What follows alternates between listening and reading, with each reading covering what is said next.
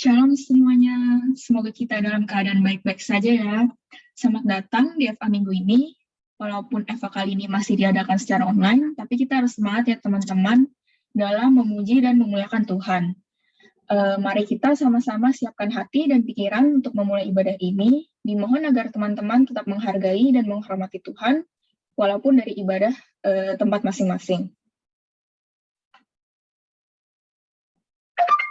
Baik, kita akan masuk dalam penyembahan yang akan dipimpin oleh Kak Iren dan Randra.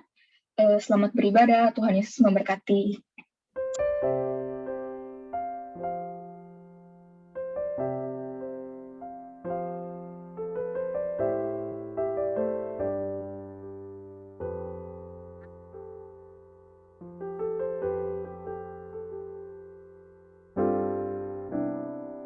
Dekat padamu, itu rinduku.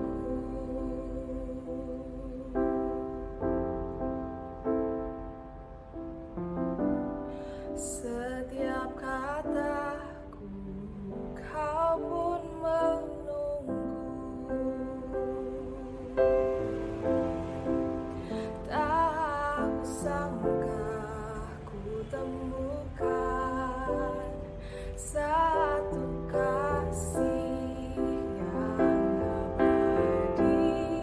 Kini ku datang dan ku bawa hidupku.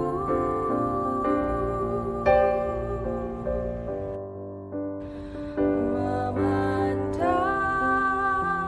wajahmu, mengikuti kebaikanmu, mengejar hadirmu di dalam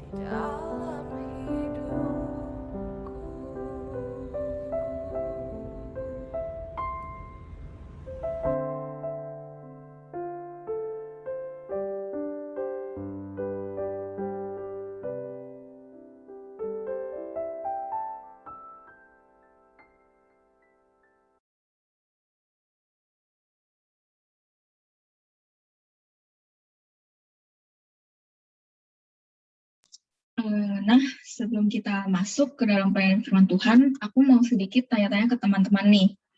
Untuk panitia Muldok, boleh tolong di-share screen Mentimeternya. Kalau gitu, teman-teman boleh langsung join dengan Mentimeternya dengan kode yaitu 41104089, atau bisa langsung scan dari QR Code yang tertera di PPT.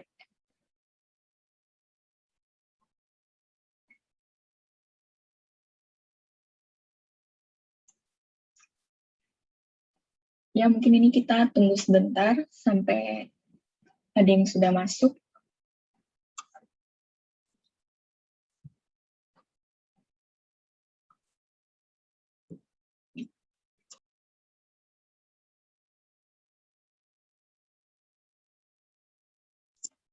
Ada yang bilang lelah ya, capek. Kayaknya sekarang kayak kalau mau ngapa-ngapain awalnya ditambahin meng ya, jadi sedih, meng sedih gitu, capek, mencapai gitu. Kayak kosakata yang baru. Bagus, bagus. Mungkin karena FK banyak ujian ya, atau Zoom mulu bosan, jadi oh ini ada yang happy, ada yang tangan nutupin mulut apa ini, nggak tahu deh. Burnout, waduh, nggak motivasi, sedih sama nilai. Jangan sedih, pesan saja. Oke, jadi macam-macam ya kayak perasaan teman-teman. Ada yang capek, ada yang happy, ada yang sedih, ada yang optimis. Ini yang bagus nih, optimis.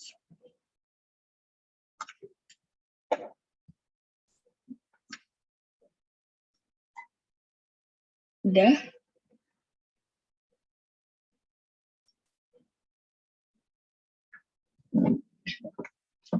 Kayaknya di sini lebih banyak yang negatif ya. Lebih banyak yang bad mood, burnout, stres, lelah, dan sebagainya. Yang happy cuma satu doang.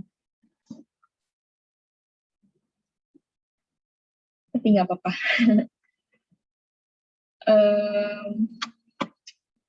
Jadi mungkin segitu aja buat Mentimeternya. Baik, kalau gitu terima kasih ya teman-teman untuk respon dan partisipasinya. Sekarang, mari kita kembali menyiapkan hati dan pikiran untuk mendengarkan firman Tuhan. Jadi hari ini pelayanan firman Tuhan akan dibawakan oleh Kak Fani. Kepada Kak Fani, waktu dan tempat dipersilahkan.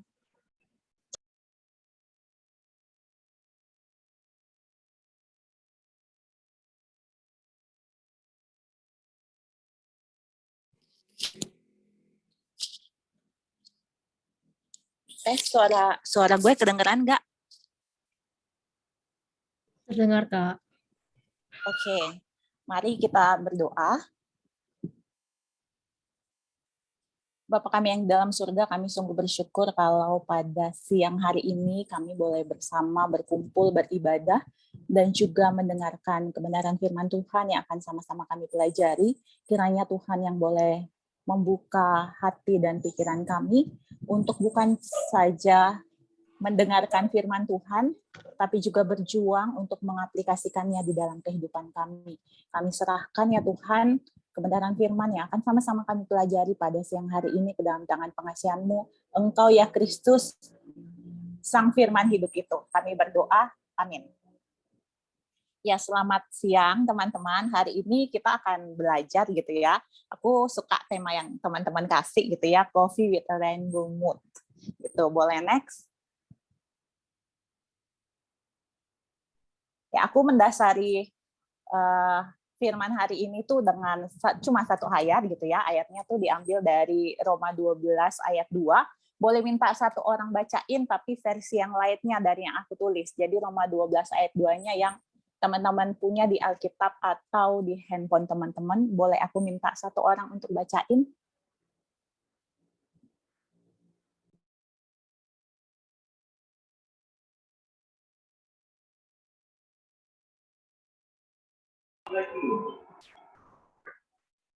Ya, saya akan bantu baca Roma 12 ayat yang kedua.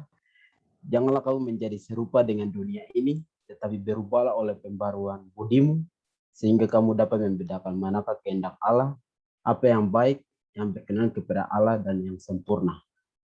Demikian pembacaan. Oke, terima kasih gitu ya. Kalau di Alkitab terjemahan baru, begitu ya terjemahannya dari bahasa Yunani. Tapi kalau di Alkitab BMK gitu ya, bahasa Indonesia masa kini gitu ya, terjemahannya seperti yang aku tulis gitu ya. Janganlah ikuti norma-norma dunia ini, biarkan Allah membuat pribadimu menjadi baru, supaya kalian berubah. Dengan demikian kalian sanggup mengetahui kemauan Allah, yaitu apa yang baik dan yang menyenangkan hatinya dan yang sempurna gitu ya. Pembaruan budi diterjemahkan oleh BIMK adalah pribadimu menjadi baru. Kenapa aku ambil ayat ini? Karena aku mau bahas masalah kepribadian, masalah pribadi gitu. Ya, jadi kita akan sama-sama belajar gitu ya tentang bagaimana sebenarnya pribadi kita dan bagaimana sebenarnya Allah mentransformasi gitu ya pribadi kita, terutama dengan kaitannya dengan relasi gitu. Boleh next? Oke, teman-teman, kalau teman-teman suka mengikuti perkembangan teknologi, makin kesini kan perkembangan teknologi itu udah makin tinggi, makin oke, makin beragam, dan makin pokoknya sangat canggih lah boleh dibilang. Dan kita mengenal yang namanya artificial intelligence. Nah, artificial intelligence ini kan makin kesini tuh makin berkembang. Bahkan udah sangat banyak robot-robot yang bisa mengambil alih tugas manusia gitu. Dan kedepannya mungkin akan makin berkembang. Tapi secanggih apapun artificial intelligence tidak akan bisa menyaingi sistem hidup manusia yang begitu kompleks. Nggak akan bisa gitu. Boleh next? Oke, aku masuk ke sini gitu ya. Nah, inilah kompleksnya kehidupan manusia. Aku cuma ambil di satu sisinya doang. Nah, teman-teman kan belajar lah ya, belajar tentang bagaimana sistemnya manusia, tubuhnya gitu ya, sebagai anak-anak kedokteran belajar gitu ya, bagaimana sistem pencernaan dan segala macamnya, begitu kompleks kan sistemnya kita, kayak sistem kardiovaskular dan segala macam, teman-teman lebih tahu, dan teman-teman tahu begitu kompleksnya kehidupan manusia di dalam tubuhnya, itu kompleks banget. Dan kalau sekarang aku mau kita coba melihat begitu kompleksnya juga gitu ya, kalau secara tubuh ini kita sangat kompleks, secara emosi, secara jiwa itu kita juga sangat kompleks. Teman-teman bisa lihat di sini, thinking, feeling, sama action kita itu cuma yang ada di permukaan sebenarnya. Apa yang membentuk thinking, feeling, sama action kita itu ada banyak, ada rasio, ada seksual, ada moral, ada need, ada faith, ada sosial gitu ya. Ini yang conscious, yang kita sadari gitu. Nah, di balik itu lagi ada yang namanya unconscious, hal-hal yang sebenarnya kita nggak sadari, tapi itu tuh muncul ke permukaan. Itu tuh tiba-tiba kita rasakan, kita alami, tanpa kita sadari kenapa gue mengalami ini, kenapa gue merasakan ini. Itu tiba-tiba aja muncul tuh di thinking kita, di feeling kita, sama di action kita. Itu yang namanya unconscious. Nah, di bawah unconscious itu tuh ada hati kita, heart, conscience kita. Itu boleh dibilang adalah pusatnya, pusat dari emosi, pusat dari segala sesuatu yang terpendam, entah kita sadari, entah kita tidak kita sadari. Nah, ini kayak lapisan gunung es sih teman-teman. Jadi yang thinking, feeling, action-nya itu tuh yang kelihatan. Nah, kalau gunung es di dasar lautan itu kan yang thinking, feeling, action-nya itu yang kelihatannya kan cuma sedikit banget. Tapi yang lingkaran itu dan unconsciousness dan yang bawahnya lagi conscience, heart, itu sebenarnya yang membentuk kita di bawahnya gitu. Nah, sebenarnya yang paling dalam atau boleh dibilang core-nya adalah the real I atau spirit kita, roh kita gitu ya. Nah, disinilah ada yang namanya gambar Allah. Disinilah sebenarnya pusatnya kita, yaitu the real I, the spirit kita, gambar Allah gitu ya. Jadi pusat daripada kehidupan kita tuh ada di situ gitu ya, the real I, spirit, gambar Allah. Cuma masalahnya adalah gambar Allah ini dirusak oleh dosa. Itulah kenapa the real I kita itu sebenarnya banyak dari antara kita yang kita nggak kenal lagi siapa dari I kita. Nah, kita akan sama-sama belajar itu nanti di belakang, bagaimana cara mengenalinya, tapi sebelum itu mari kita lihat dampak atau bagaimana sistemnya sih sebenarnya emosi kita atau jiwa kita itu di dalam relasi-relasi kita. Boleh next?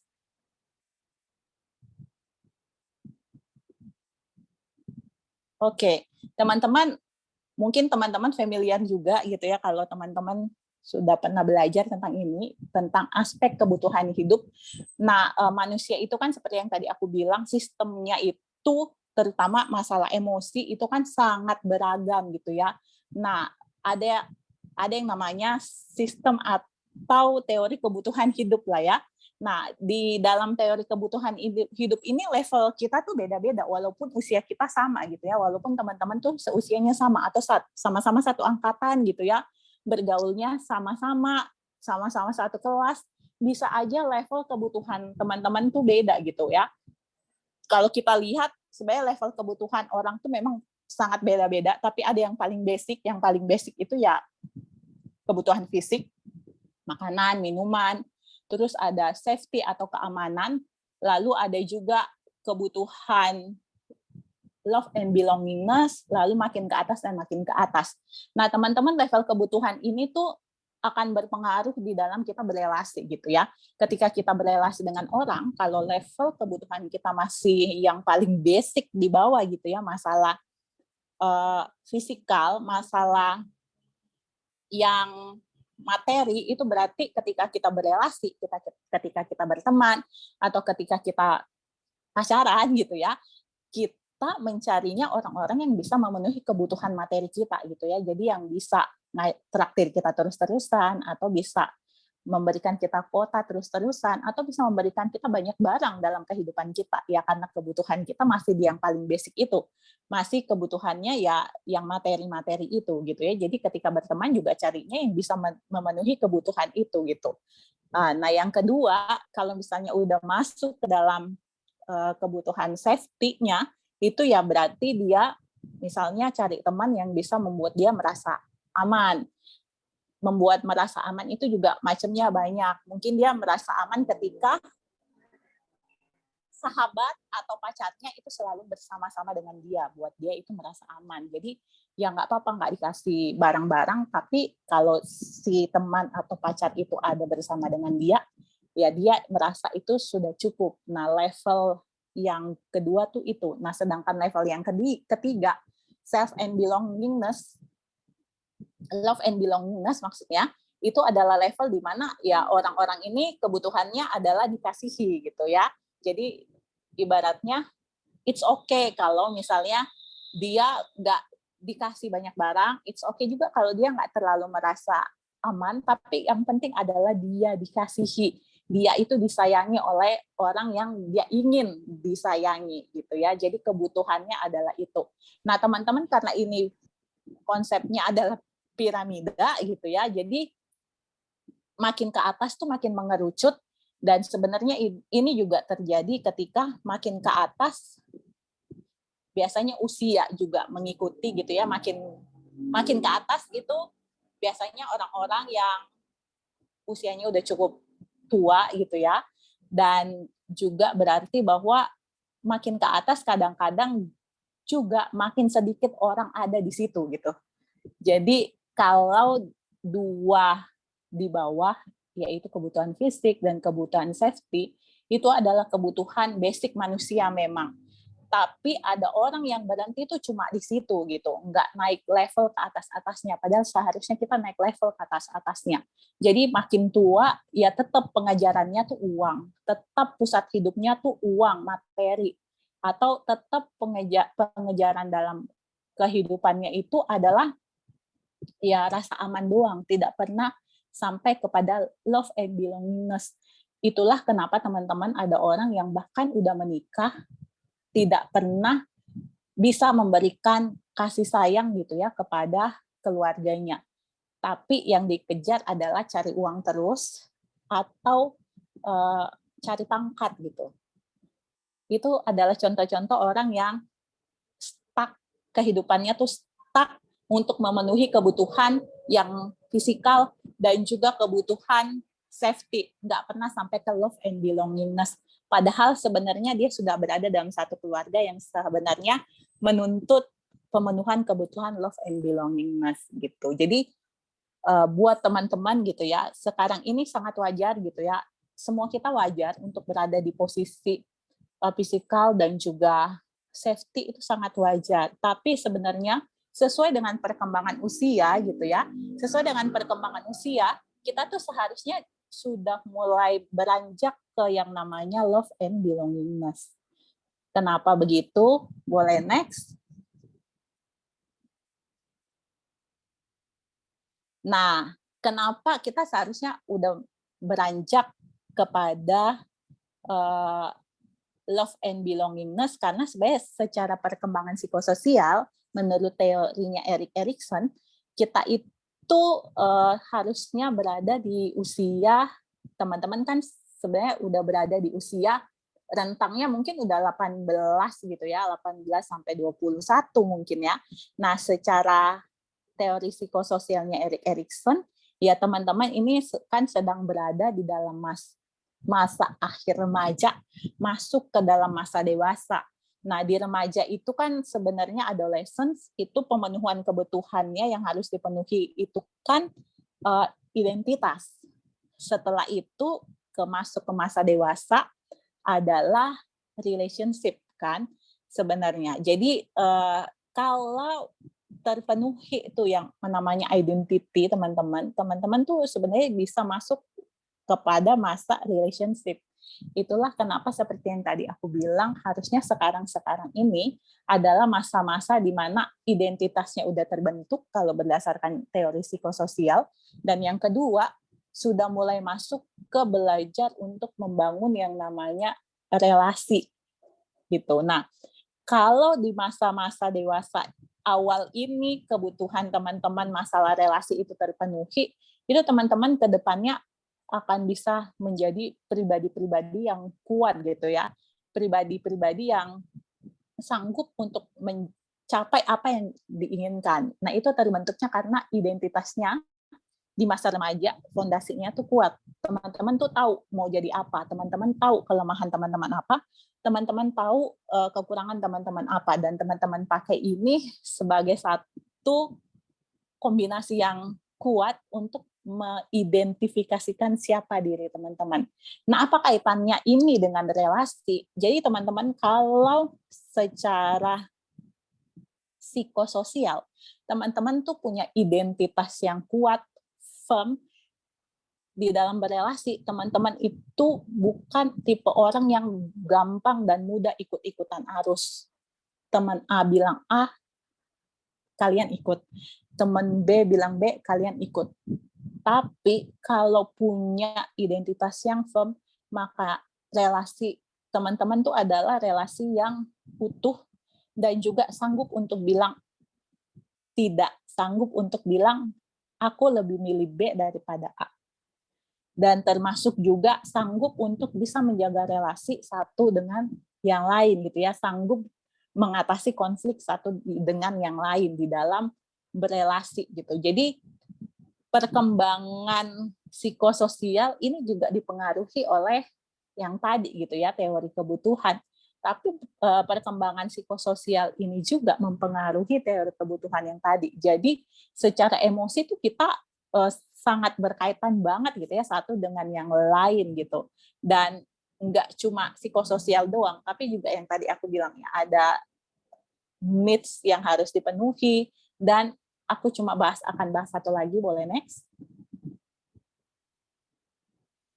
Masalah moral, gitu ya. perkembangan moral. Nah, moral itu juga ternyata perkembangannya sangat bermacam-macam gitu ya, teman-teman. Dan ini sebenarnya dilatihnya harus dari kecil gitu ya. Teori yang dikembangkan oleh Kohlberg, 6 stages of moral development gitu. Jadi kalau teman-teman masih yang paling basic perkembangan moralnya itu ya, ini tuh kayak masih ikut-ikutan doang gitu ya. Makin ke atas tuh teman-teman udah bisa memilih mana perbuatan-perbuatan yang secara moral tuh benar dan tidak gitu ya. Walaupun sebenarnya sebagai orang Kristen moral kita tuh memang dibentuk juga oleh Allah Roh Kudus gitu ya, ketika kita menerima Yesus Kristus sebagai Tuhan dan Juru Selamat kita gitu ya. Jadi ya teman-teman, seperti kehidupan di dalam tubuh kita, seperti sel-sel tubuh kita yang sangat kompleks sistemnya, emosi kita itu juga sistemnya sangat kompleks gitu ya. Aku cuma kasih gambaran 3 gitu ya, needs, psikososial, dan juga moral. Ini tuh mempengaruhi thinking, feeling, sama action yang kita lakukan sehari-hari. Dan itu sangat berpengaruh kan pasti di dalam relasi kita. Boleh next? Ya, apa yang terjadi di dalam diri itu mempengaruhi bagaimana kita berperilaku gitu ya. Nggak terlepas dari semua ini tuh, setiap kita tuh punya cara yang berbeda-beda di dalam berelasi. Jadi teman-teman, ketika kita berelasi, kita tuh seharusnya cukup aware. Harusnya cukup aware apa sih sebenarnya yang membuat kita berelasi dengan orang tersebut dan kenapa respon kita dalam berelasi dengan orang tersebut tuh seperti ini.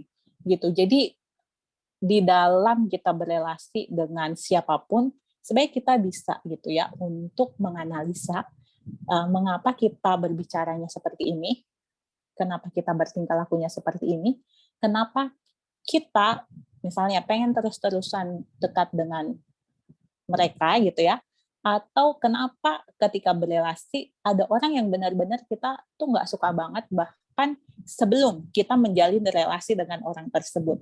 Jadi itu sebenarnya ada di bawah alam bawah sadar gitu ya, boleh dibilang tadi gitu ya.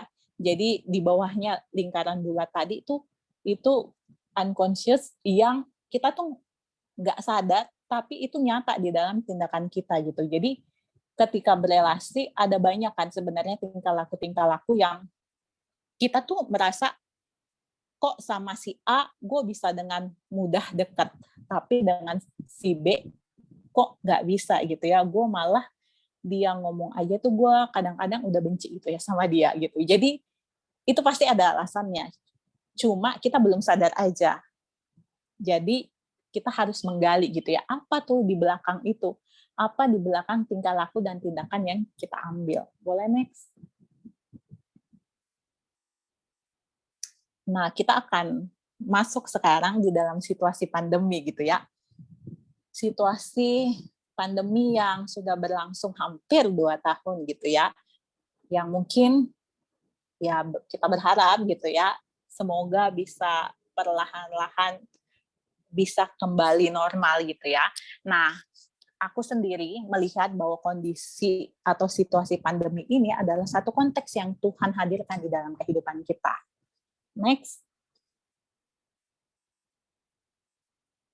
Nah, teman-teman, berkaitan dengan relasi gitu ya, WHO itu merilis gitu ya bahwa 60% orang atau negara-negara gitu ya, penduduk di negara-negara di dunia itu melaporkan bahwa 64% lonjakan masalah kesehatan mental itu terjadi pada pandemi COVID-19. Jadi ini angka yang cukup besar, lebih daripada 50% gitu ya. Next. Nah, 2 masalah yang cukup besar yang ada gitu ya, berkaitan dengan masalah kesehatan mental adalah pertama, kecemasan gitu. Kondisi kesehatan itu yang paling banyak dicemaskan, keuangan gitu ya, ini efek sampingnya, dan lingkungan sekitar gitu ya. Jadi banyak orang yang lingkungan sekitar itu menyebabkan mereka juga menjadi cemas gitu ya akan kehidupan mereka sendiri. Membuat banyak orang mengalami tingkat kecemasan yang tinggi. Itu yang pertama. Yang kedua itu kecanduan gitu. Jadi kecanduan narkoba, miras, internet, pornografi itu meningkat selama pandemi COVID-19. Ini menurutku muncul karena yaitu ya kecemasan, stres, dan juga terkurung di dalam rumah, terkurung dalam satu tempat yang berlangsung lama gitu ya, setahun hampir 2 tahun gitu ya, membuat orang tuh stres, membuat orang tuh pengen merilis stresnya. Nah, caranya dengan ya mencari barang-barang, hal-hal yang membuat mereka bisa rilis stres. Sebenarnya salah satu yang membuat orang tuh kecanduan itu ya, bagaimana mencari sesuatu dari luar diri untuk merilis stres kita, ya jadinya larinya ke narkoba gitu ya, minuman keras, internet ini sangat banyak, pornografi itu juga sangat banyak, ini makin meningkat gitu ya belakangan ini, dan semakin meningkat kemungkinan ke depannya gitu ya. Boleh next. Nah, berkaitan dengan relasi, pandemi COVID-19 juga punya efek samping. Ini 2 teratas yang aku ambil. Yang pertama adalah kekerasan dalam rumah tangga itu meningkat. Bukan cuma di Indonesia, tapi di banyak negara domestic violence itu meningkat.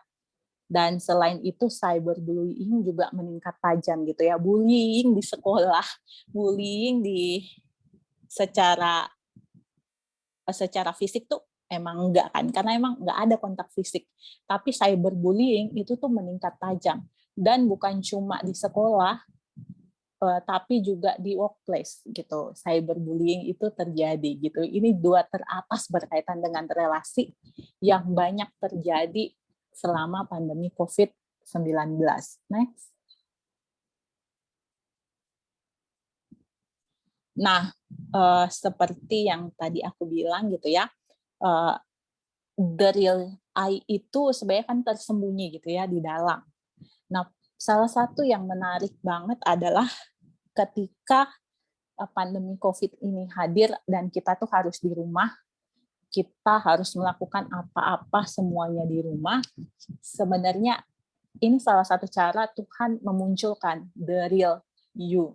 Siapa sebenarnya kamu, terutama dalam hal relasi. Dan menurutku yang paling signifikan adalah dalam relasi dengan keluarga gitu ya. Apalagi buat teman-teman yang jadinya 24/7 gitu ya, harus di rumah terus-menerus. Ini akan sangat kelihatan gitu ya bagaimana relasinya di rumah. Jadi kalau boleh dibilang, bagaimana nih relasi teman-teman di rumah? Bagaimana relasi teman-teman dengan keluarga di rumah? Apakah makin baik atau makin buruk? Aku pernah lihat satu video TikTok gitu ya. Di video itu dia menerangkan bahwa gue merasa menjadi diri gue apa adanya itu ketika gue sama teman-teman. Tapi ketika gue pulang ke rumah, gue itu menjadi orang lain yang berbeda. Ini kan sebenarnya membuktikan gitu ya, bahwa tempat yang paling nyaman buat dia itu tuh bukan rumah. Tempat yang paling nyaman buat dia itu adalah dengan teman-teman. Padahal sebenarnya selama pandemi kita tuh ada di rumah gitu ya. Aku sih nggak kebayang gitu ya, bagaimana rasanya orang-orang yang rumah itu bukan tempat nyaman dan harus 24 jam di rumah. Kebayang nggak sih gitu ya stresnya?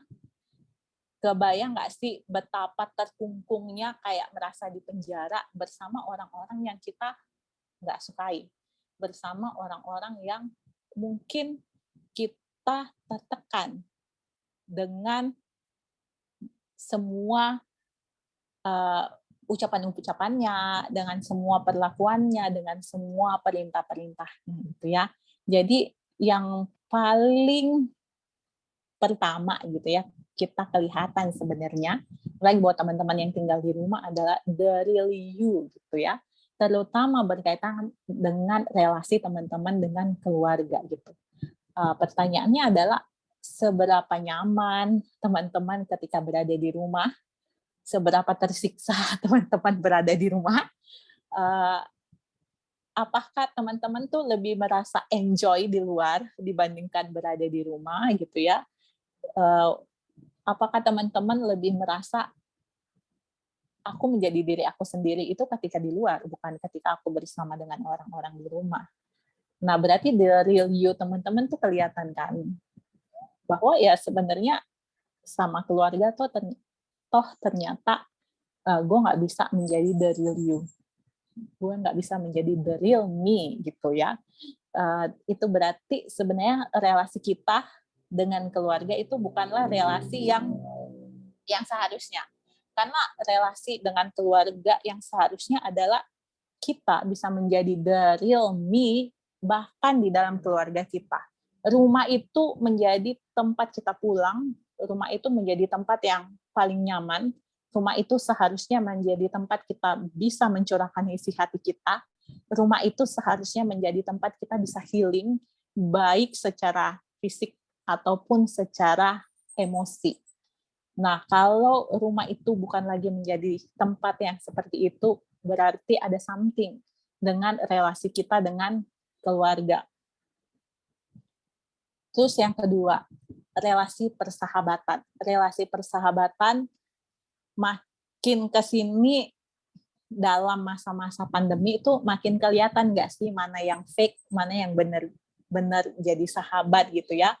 Jadi dalam kondisi pandemi hampir 2 tahun ini, teman-teman sudah ngelakuin apa nih misalnya sama sahabat gitu?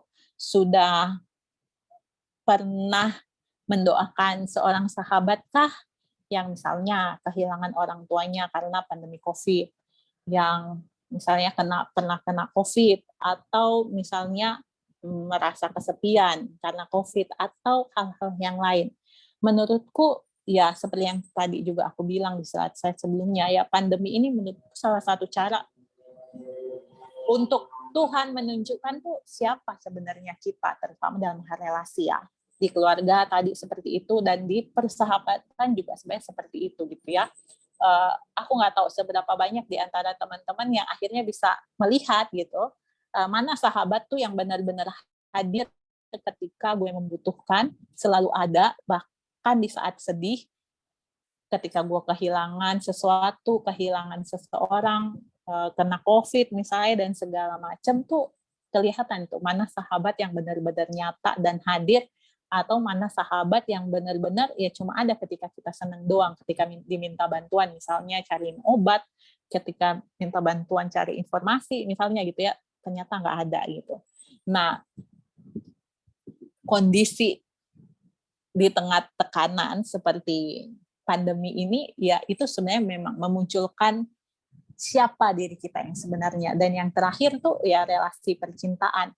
Makin kenal nggak teman-teman dengan pasangan? Buat teman-teman yang sudah berpacaran tuh, pandemi COVID tuh di saat harus LDR gitu ya, misalnya long distance relationship, makin kenal nggak sama pasangan gitu ya? Atau sebenarnya sama aja, karena mungkin selama ini pacarannya juga video callan doang, emang jarang ketemu, ya pas pandemi COVID ya sama-sama aja gitu ya. Tapi menurutku ya itu relasi yang belum utuh 100% karena belum ada tatap muka, kan harusnya relasi yang bisa real, the real you itu harusnya sih tatap muka gitu ya. Tapi sekarang kan kita udah bisa untuk tatap muka, jadi ya bagaimana relasi teman-teman di dalam percintaan gitu ya. Makin kenal nggak nih dengan pasangan di dalam pandemi COVID-19 selama hampir 2 tahun ini gitu. Jadi 3 relasi gitu ya, relasi dengan keluarga, relasi dengan sahabat, relasi percintaan gitu ya. Ini bisa memunculkan the real kita sebenarnya, siapa sebenarnya kita, terutama di dalam konteks pandemi COVID-19, ketika kita harus di rumah, ketika kita melakukan segala sesuatunya dari rumah, dan juga ketika kita ya harus melakukan semuanya dengan online, nggak bisa bertatap muka, dan ya kita dipaksa harus mau nggak mau tinggal serumah dengan orang-orang yang mungkin selama ini kita ketemu mereka tuh cuma ketika malam, pulang dari kuliah gitu. Tapi sekarang kita 24 jam gitu. Jadi relasi-relasi ini bagaimana gitu ya di dalam kehidupan kita selama pandemi COVID. Dan dengan relasi ini tuh siapa sih sebenarnya kita, itu ditunjukkan dengan nyata sebenarnya. Boleh next? Nah, ya aku balik lagi ke ini gitu ya. The real you atau the real I itu kan ada di bawah ya teman-teman gitu. Siapa kita sebenarnya tuh ada di bawah. Jadi yang bagian atas-atasnya, masalah hati kita, masalah unconsciousness kita, dan ya kompleksnya sistem emosi kita yang muncul dalam thinking, feeling, action itu ya dipengaruhi oleh the real I kita. Siapa kita sebenarnya? Boleh next?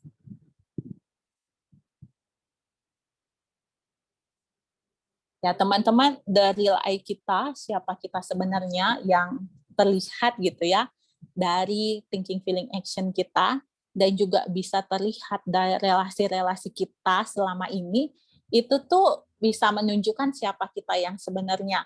Mungkin banyak di antara kita yang akhirnya menyadari gitu ya bahwa ya ternyata gue tuh orang yang seperti ini, ternyata gue di dalam keluarga juga nggak nyaman gitu ya, ternyata gue dalam berteman juga bukan orang yang baik-baik banget, ternyata gue dalam berrelasi juga kurangnya banyak gitu ya. Teman-teman, itu sangat wajar. Kenapa? Karena natur kita adalah manusia berdosa. Nah, dari I ini, dari real kita, itu sebenarnya hanya bisa ditransformasi oleh Allah Roh Kudus. Teman-teman, secara tingkah laku, mungkin kita bisa berubah. Secara sistem emosi, mungkin kita bisa berubah. Tapi itu tuh cuma sesaat. Nah, sebenarnya inilah yang membedakan antara psikologi dengan kekristenan gitu ya.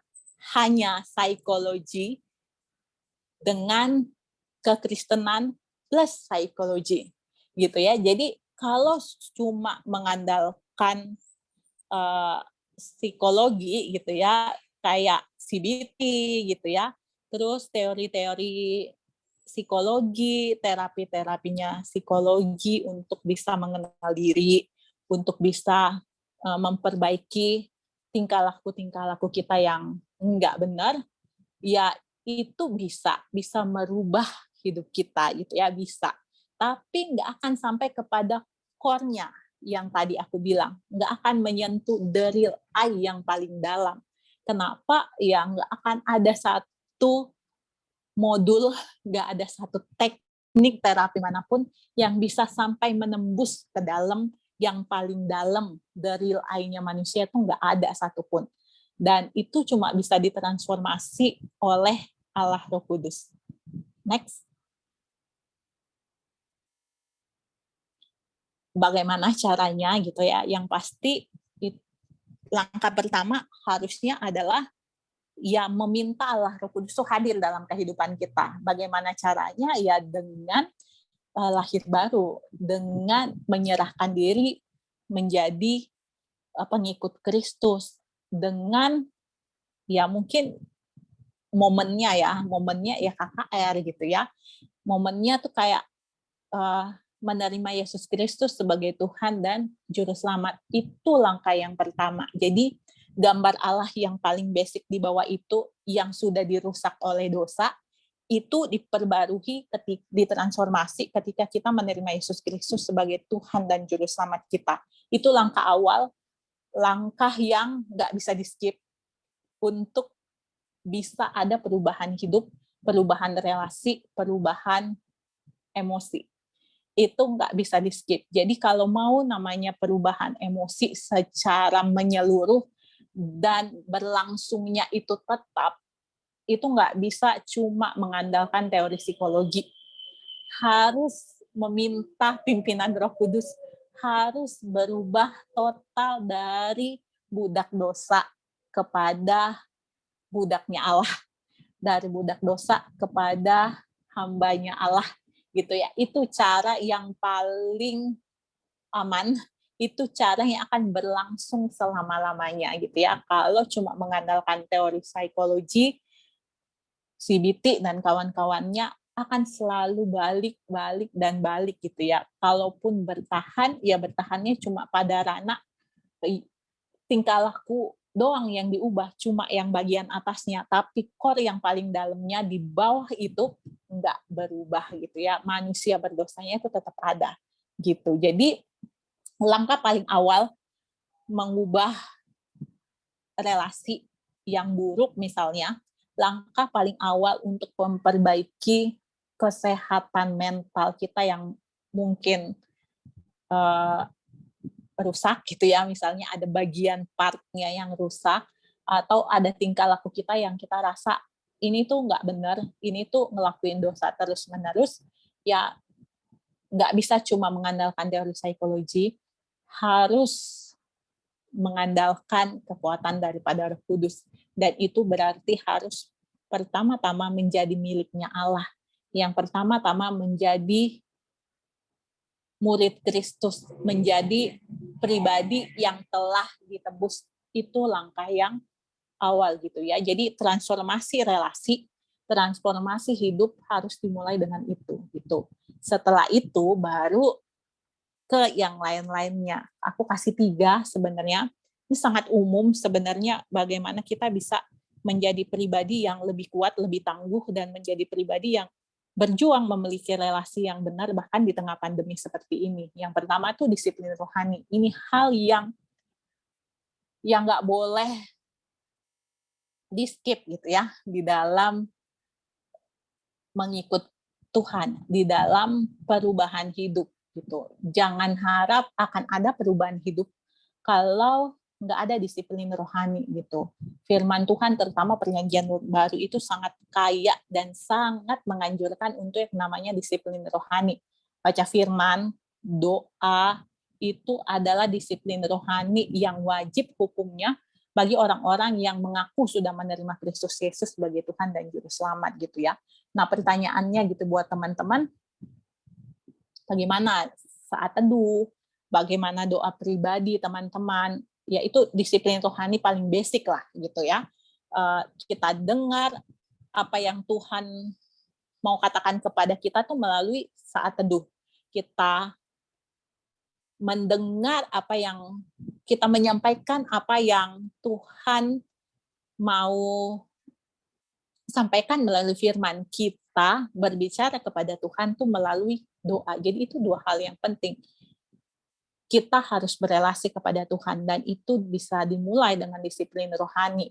Itu penting. Terus yang kedua, komunitas murid gitu. Nah, teman-teman MSCF gitu ya, ini adalah satu komunitas murid yang Tuhan hadirkan di dalam kehidupan kita.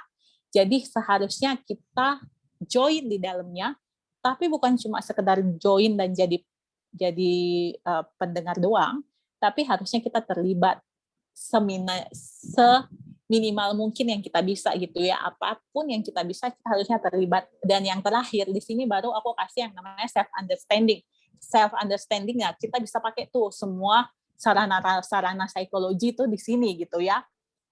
Pengenalan diri, lu mau tes MBTI kayak mau tes apa kayak gitu ya, Ocean atau apa gitu ya, di sini bisa self understanding. Tapi langkah yang pertama dan kedua di atas itu wajib hukumnya dan harus, dan ya yang self understanding itu sangat penting juga. Tapi menurutku sebenarnya kalau kita punya komunitas yang baik dan kita punya disiplin rohani, Tuhan tuh sanggup sebenarnya untuk pakai 2 hal itu untuk menyingkapkan siapa diri kita yang sebenarnya. Asal kita juga mau dan terbuka untuk diubah. Next. Ya, aku mau tutup dengan ini. Ya, teman-teman, menjalani kehidupan di tengah pandemi selama hampir 2 tahun itu bukan perkara yang mudah ya. Nggak mudah memang, tuntutannya banyak, teman-teman masih tetap harus kuliah online, teman-teman harus tinggal di rumah dan jarang keluar, belum lagi tugas mungkin lebih banyak di online daripada di offline gitu ya. Belum lagi harus ngerjain pelayanan, harus melayani entah di MSCF atau di gereja gitu ya, dan pelayanan yang lain gitu. Tapi yang pasti adalah ketika teman-teman menjadi miliknya Kristus, teman-teman tuh punya kekuatan yang lebih. Karena apa? Karena Tuhan yang menyediakan kekuatan, dan kekuatan yang Tuhan sediakan itu jangan kita pikir selalu sesuai dengan apa yang kita mau, tapi yang kekuatan yang Tuhan kasih kepada kita adalah kekuatan yang kita butuhkan, kekuatan yang Tuhan tahu ini nih yang paling dibutuhkan oleh kita dalam kehidupan kita gitu ya. Jadi dalam menjalani mungkin kedepannya kita udah akan hybrid gitu ya, dalam menjalani perubahan-perubahan yang akan terjadi ke depannya, carilah Tuhan, karena Dia akan menyediakan apa yang kita butuhkan. Mari kita berdoa.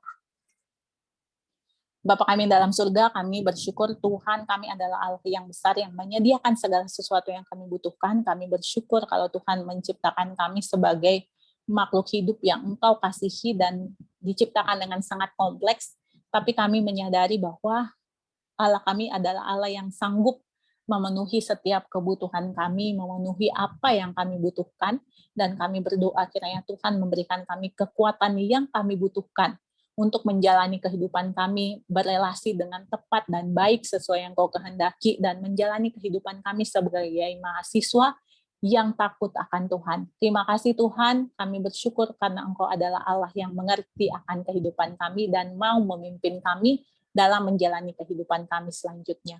Di dalam nama-Mu Tuhan Yesus Kristus kami berdoa. Amin.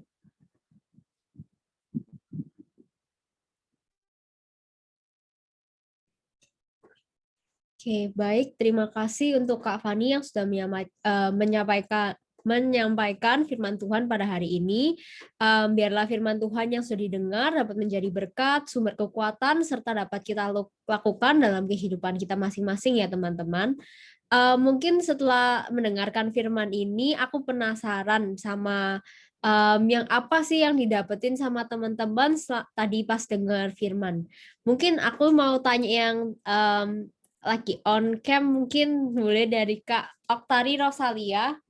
Mungkin bisa sharing Kak, tadi dapat ya apa yang paling melekat di hatinya Kak. Oh ya, aku tadi sempat yang paling keinget yang tentang relasi ya, apalagi sekarang pandemi, jadi di rumah ketemunya keluarga, terus kalau misalnya hubungan sama teman cuma bisa lewat ini ya online doang, cuma bisa lewat sosial media, jadi benar-benar harus dilihat lagi relasi sama keluarga sama teman-teman juga. Oke, makasih Kak. Iya, aku juga kurang lebih sama. Melalui firman ini aku juga jadi sadar ya, sama pandemi ini Tuhan makin menjelaskan kayak apa hidup ini tuh apa aja yang penting sih, dan juga lebih menunjukkan siapa diri kita.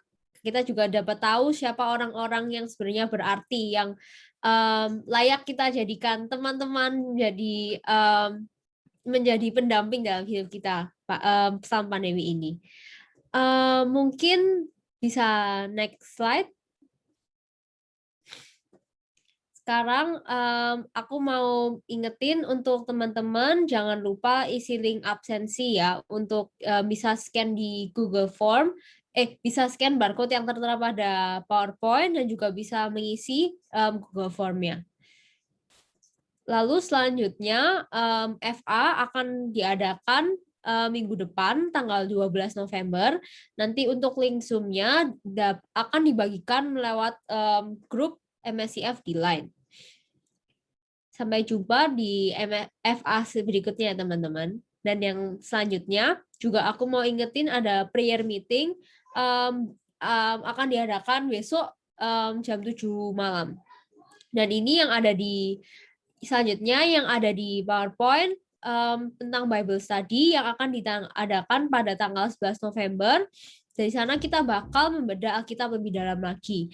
Waktunya jam 4 sore, dan kalau misalnya mau ikut, teman-teman boleh mengontak Kak Valentin dengan link line ID yang sudah tertera pada PowerPoint. Lalu yang selanjutnya, bagi teman-teman yang rindu untuk dimuridkan dan rindu untuk semakin bertumbuh dalam Tuhan, teman-teman bisa banget ikut kelompok kecil kita. Ini juga bisa kontak Kak Valentin ataupun bisa langsung mendaftar dengan scan barcode yang sudah tertera pada PowerPoint. Jadi boleh banget teman-teman screenshot dulu, siapa tahu kalau nanti tergerakkan hatinya untuk mengikuti kelompok kecil, boleh banget.